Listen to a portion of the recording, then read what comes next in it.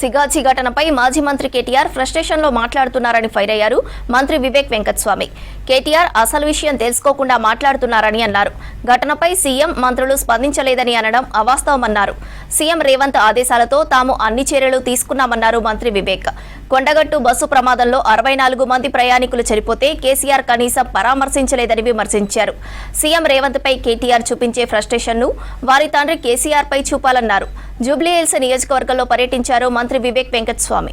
పట్టంచెరులో భాషా మైలారం సిగార్చి ఇండస్ట్రీలో 39 మంది చనిపోవడం చాలా దురదృష్టమైన విషయం.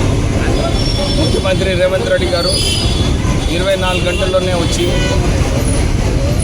₹1 కోటి అనౌన్స్ చేసి ఎవరైతే యాక్సిడెంట్లో ఉన్నారో వాళ్ళందరికీ సరిగా ట్రీట్మెంట్ ఉందా లేదా అని చెప్పి కూడా వారు చూడడం జరిగింది. ప్రజలు ఏదైతే అనుకున్నారో వాళ్ళందరికీ మంచి ట్రీట్మెంట్ కల్పించాలి. ఎవరైతే చనిపోయినారో వాళ్ళందరికీ వారి ఏదైతే ఇక్కడ నుంచి వచ్చారో వాళ్ళందరినీ కూడా అంబులెన్స్లో ఫ్రీజర్లో డెడ్ బాడీని పెట్టి ఒక ఎస్కార్ట్ని ఇచ్చి వాళ్ళని ఇంటి దగ్గర డ్రాప్ చేయాలని చెప్పి వారి ఆదేశాలు ఇవ్వడం జరిగింది.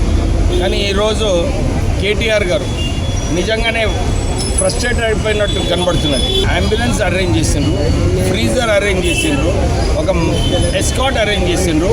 వీళ్ళందరికీ గౌరవం ఇచ్చేలాగా 24 అవర్స్లోనే ₹1,00,000 ఇచ్చి వారికి ఏదైనా ఖర్చులుండే ఇప్పిస్తూ దాంతోపాటు ₹1 కోటి అనౌన్స్ చేయించిన ఘనత ముఖ్యమంత్రి రేవంత్ రెడ్డి గారు. కానీ కేటీఆర్ ఏదైతే విమర్శించిండో మంత్రులు రాలేదు, ముఖ్యమంత్రి 24 గంటలు చూస్తున్నాను, కానీ ఆయన మర్చిపోతున్నాడు. నిజంగా ఈ ఫ్రస్ట్రేషన్ ఏదైతే రాష్ట్ర ముఖ్యమంత్రి మీద చూపిస్తున్నాడో ఆయన తండ్రి మీద చూపించాలి. ఎందుకంటే 2018లో కొండఘాట్ ఇన్సిడెంట్ అయినప్పుడు 64 మంది చనిపోతే అప్పుడు కేసీఆర్ అక్కడ కొండఘాట్కి పోలేదు. ఎందుకు పోలేదని చెప్పి కేటీఆర్ అసలు కేసీఆర్ని ప్రశ్నించాలి. కానీ అది మర్చిపోయి ఇక్కడ ముఖ్యమంత్రి వచ్చినా కానీ ఏదో ఒకటి విమర్శించాలని చెప్పి విమర్శిస్తున్నాడు.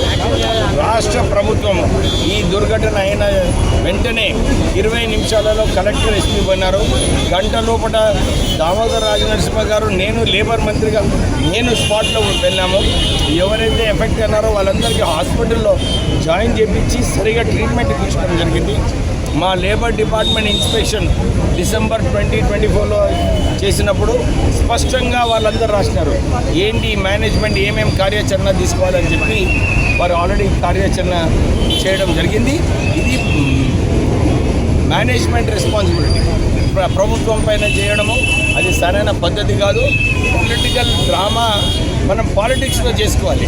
ఇక్కడ పాపం ప్రజలు ఈ దుర్ఘటనలో చనిపోయినప్పుడు దానికి రాజకీయం చేయడం సరైన పద్ధతి.